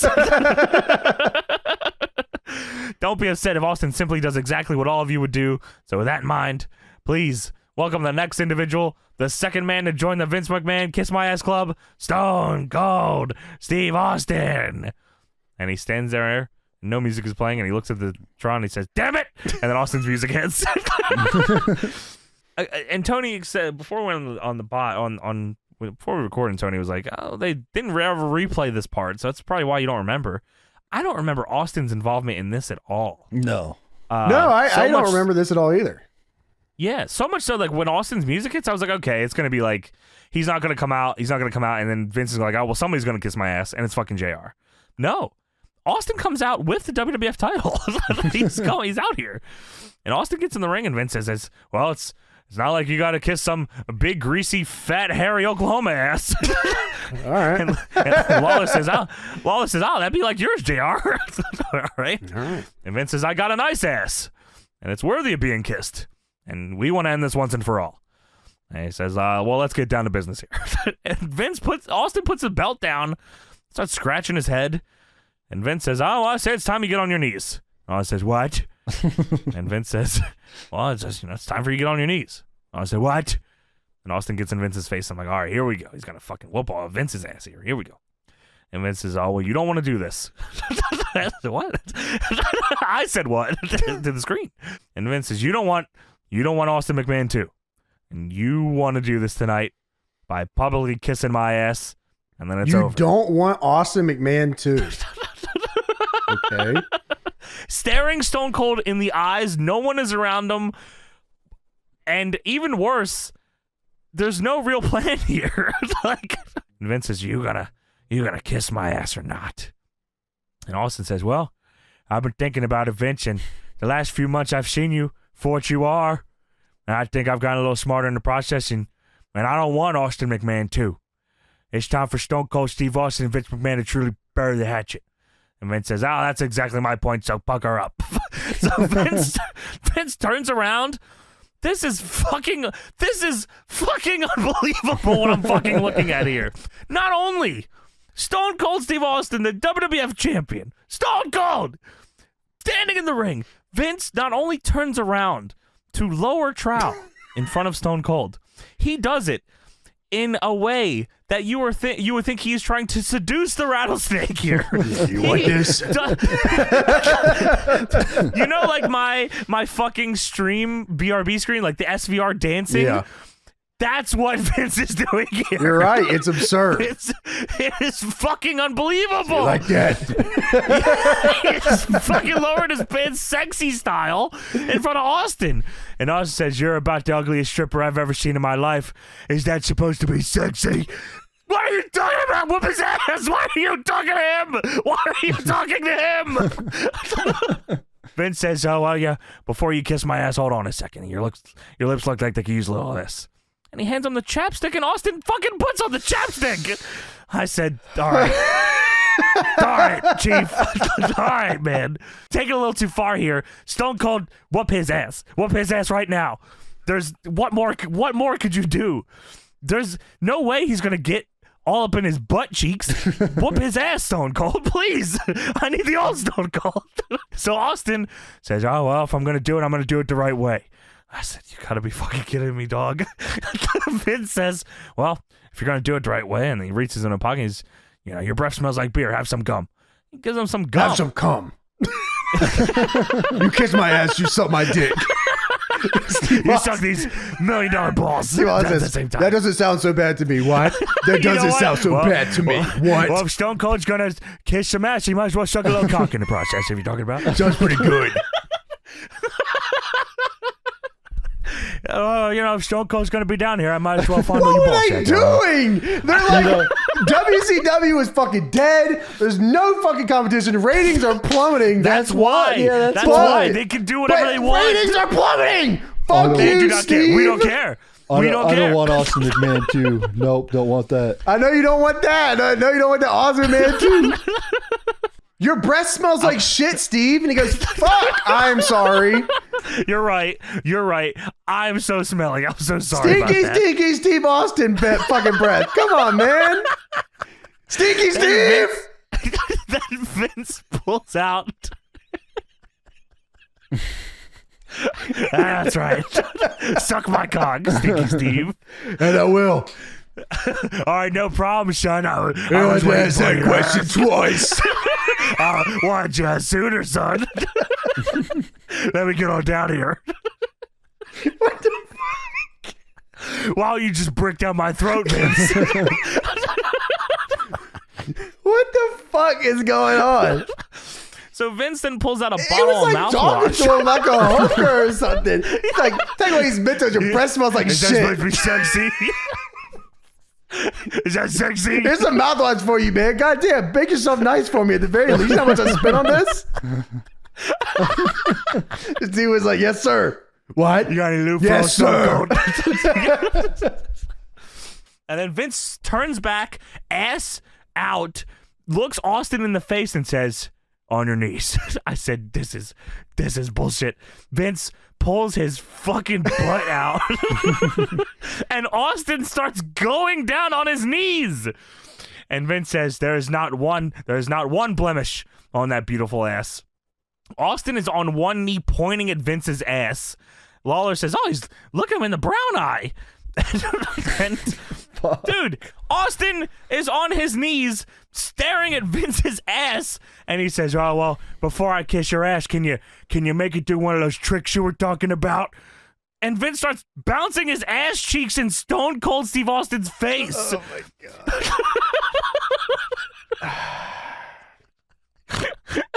Austin says, well, if I kiss your ass, that means it's over between you and me, right? And Vince says, that's right. Now kiss my ass. Austin is now on both knees. Vince's whole ass is out. He is arching his back, ass out. Stone Cold is staring directly into Vince McMahon's asshole. He's pretty close. Yeah, he's pretty fucking close to this guy.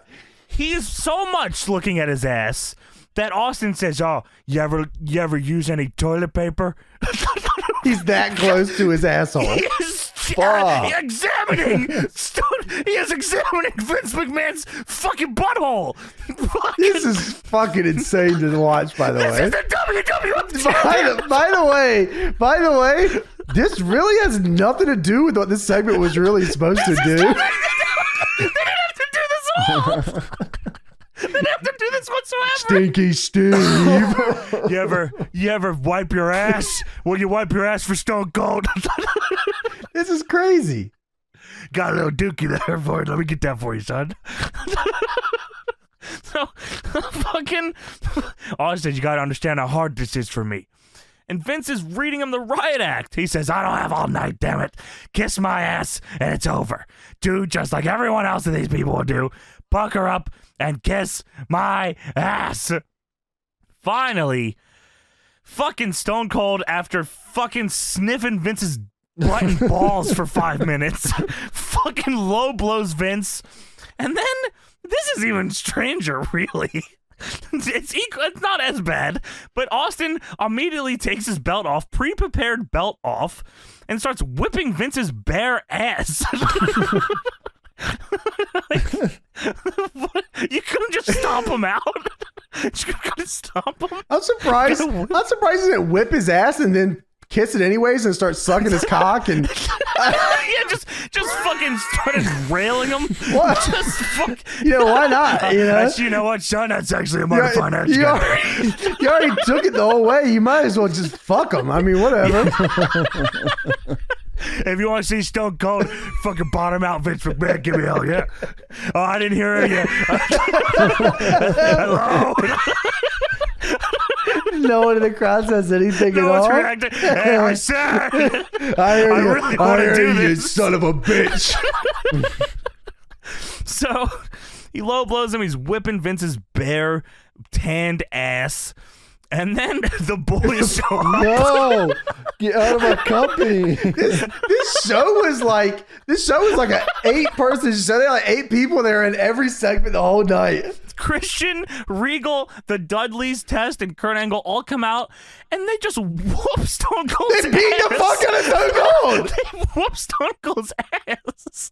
They whoop his ass out of the ring, on the floor, dump him over the barricade, and fuck him up through the crowd, and you never see him again. He's gone. Oh, They literally Stone Cold. chased Steve Austin out of the arena. Oh my God, man. This would never happen ever in the Attitude Era. No This way. is crazy. Steve Austin would have fucking murdered Vince, beat up the whole stable, kicked everybody's ass, drank some beers. What? Drank some more beers. What? Now he's fucking sucking dick and eating ass and getting 3D'd and Regal stretched and putting on mouthwash and chaps. Dude. Fuck you, man. This is insane. But it does not end there. Shockingly. What was So the they point of recap. even doing all that? And they're just going to do this. I don't know. So JR's they show the recap of this. And JR, this is a crazy laugh, by the way. JR is laughing at this recap. He goes, ha ha ha, ha ha ha. Oklahoma style. Louder. He's, ha ha ha, it's hilarious. And JR's clapping, ha ha ha ha ha. What the fuck? Johnny's That's not a exaggerating. real- That's exactly how it sounds. That's not a real human laugh. No way, no Ha, ha, ha. Yeah, he whipped his ass with that belt. And Kurt points this out to Vince that JR is laughing. And Vince gets on the mic and says, hey, you laughing at me, hillbilly boy? You laughing at Vince McMahon? I'll give you something to laugh about. So Kurt and Vince both get out of the ring, and Kurt just drags JR over the announce table. Yeah. And JR goes, hey! So they throw JR in the ring. Kurt hammerlocks JR for some reason. I'm not sure what that was about. And Vince says, it's really funny, isn't it? All you people laughing at me, Vince McMahon. Well, guess what? You know what? I'm going to make you do exactly what vicariously every one of these people is going to do. And JR's face here is crazy. It looks like Vince just said he was going to blow up the fucking building with his bomb. just whoa. He laughed like that. Ha ha ha ha ha. He said, "You will kiss my ass and suck my dick." He's doing it tonight. Ass kissing. Someone's kissing his fucking ass. I didn't shine this sumbitch up for nothing. Vince says, these people are gonna kiss my ass through you. And Kurt forces JR down onto his knees, and JR's going, oh! And Vince pulls his goddamn ass out again. God damn it, full trowel. Butt cheeks out, butthole, everything's out. And Vince says, damn it, kiss my ass. And Kurt's gonna make him do it, and then keep rolling. Here comes the fucking Undertaker. Huge pop for the dead man here. And fucking Vince pulls his pants up again all the way. And Taker gets down to the ring, and he dusts off JR's hat, and he gives it back to him, and he gets on the mic. And I wrote, oh no, not Taker on the mic. And Taker says, now, I've been here a long damn time, and just when I think I've seen everything, you take the cake. Let me get this straight. You want this man to kiss your ass, and you're going to force him to kiss his ass. He points at Kurt. You're going to force him to kiss his ass. You know what? In 11 years, I've seen a lot of people come through, and a lot of them go. Hogan, Warrior, Savage, Piper, Brett, Shawn Michaels. He full name Shawn for some reason. Oh, yeah. Biggest ass kisser, of course. I've seen the games they played, and I see the games you play. And you know what? When it's all said and done, some way or another, they all kissed your ass. You know what the saddest thing about that is? The one that kissed your ass the most was me. I said, What? Yeah, Vince. All right. Everybody is over. Come in the ring. Come in the ring. Everybody's over. Come in the ring. I'm ruining all you guys. Come on. Chris Jericho. Yeah, come on. Chris Jericho's the guy, and you all have to die. One by one. Come on. You're right. It really just ruined like the top 3 guys on the show Come on, in fellas. 3 A segments. couple of things we need to do. Taker says, 11 years I've been here. 11 years I've kissed your ass. I stayed, and I'm still putting up with your crap. And he turns to JR and says, JR, before I take care of the situation, I just want to know, were you going to kiss his ass? And JR says, hell no. Hell no, I wasn't kiss his ass. Hell no. Ha ha ha. And Taker says, you want to kiss his ass? And JR says, hell no. Oh, no. He said, hell no. Taker says, the man said no. So JR, tell me this. And he looks at JR and he says, is that because you're better than me? Dude, Taker stole my gimmick 20 years ago. You think you're better than me? You think you're better than me or something? So the crowd goes silent. They're very confused. And then Taker just fucking decks JR fucking no mercy strong strike style with the claws. He goes, ah, fucking decks JR.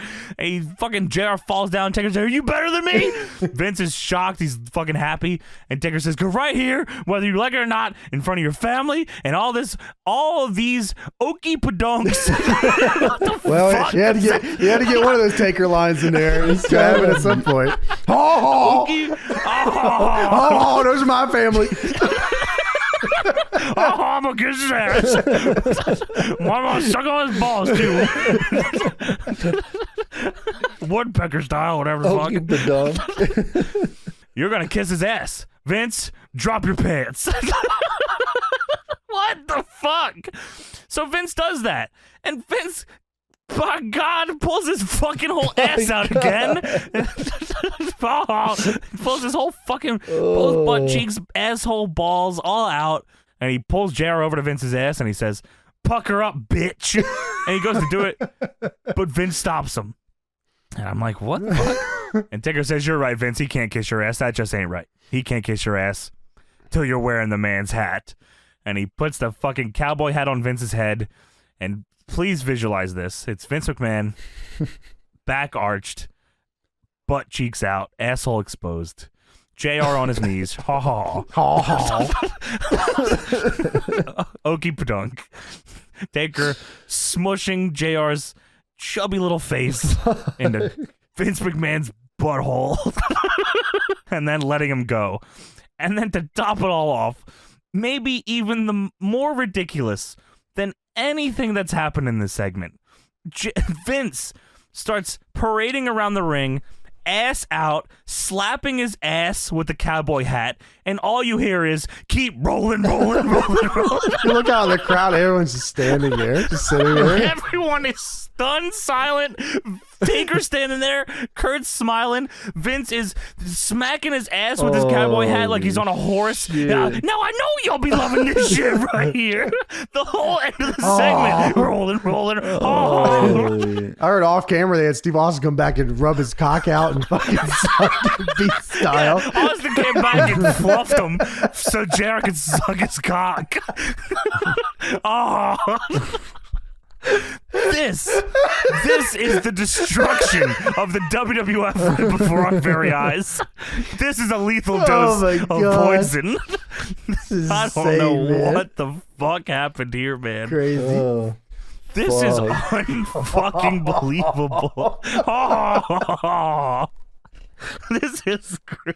They had Steve Austin for... Why did James really? Why did Stone Cold have to be a part of that? Yeah, they had Stone Cold Steve Austin for... Yeah, Jamie, by the way. Coming up, undisputed title match coming up, by the way. They had Stone Cold Steve Austin go out there for 15 minutes ago. I would love nothing else than to kiss your ass, suck your dick, play with your gooch, touch your nipples. Then, I got you. I fucked you up. Don't worry. Test is gonna beat the shit out of you.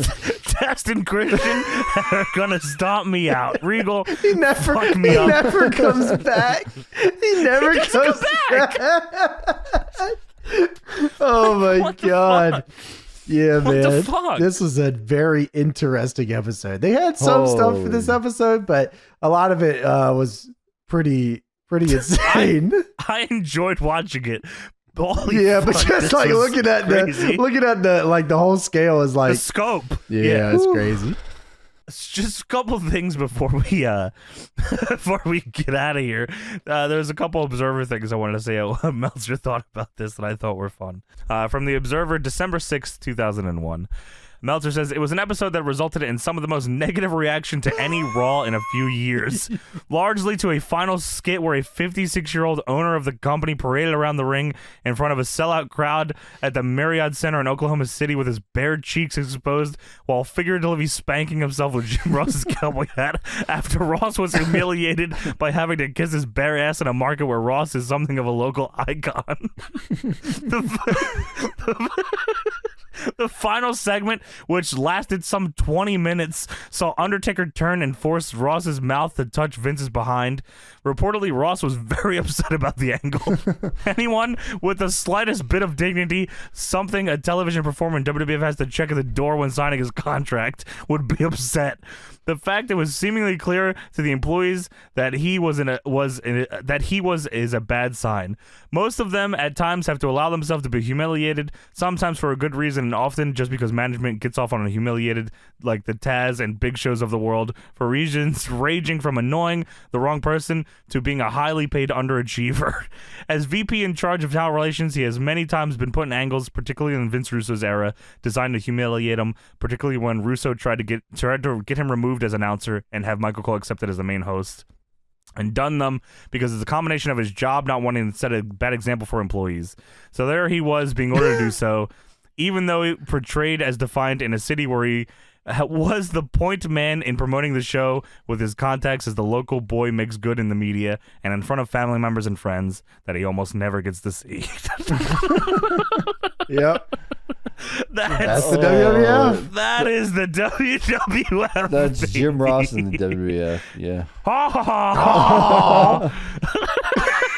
And that is it for the November 26, 2001 edition of Monday Night Raw, and that is it.